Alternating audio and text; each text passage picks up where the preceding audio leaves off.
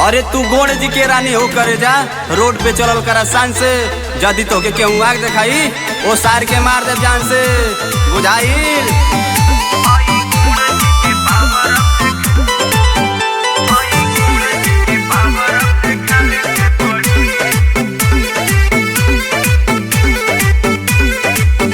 हमरे गौवा में कौन रंगदारी करता, कम जोहरन के संगे मारा मारी करता।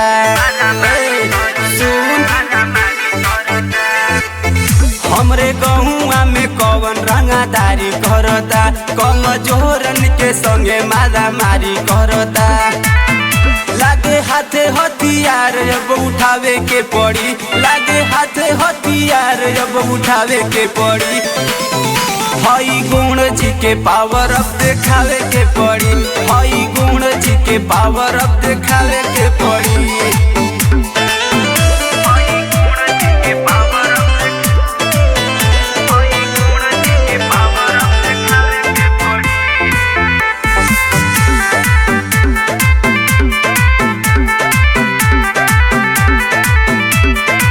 जिला में हम तो ब्रांड करीला, से नया नया कांड करीला।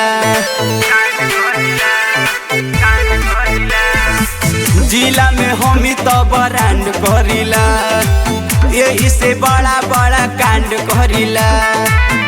कबो लागोता कि राइफल सटावे के पड़ी, कबो लागोता कि राइफल सटावे के पड़ी।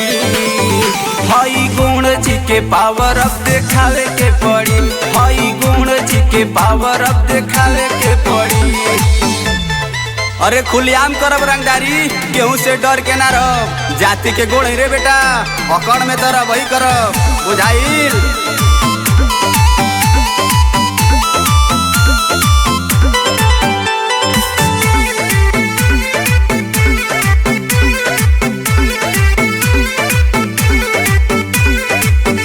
कौन बाटे जे करी रंगदारी, अजमाई के देख है सोनू हुआ नारी। कौन बाटे जे करी रंगदारी, अजमाई के देख है सोनू हुआ नारी। ओम प्रकाश के संग ही बुलावे के पड़ी, हई मनोज के संग ही बुलावे के पड़ी। हई गुण जी के पावर अब दिखावे के पड़ी, हई गुण जी के पावर अब दिखावे के पड़ी।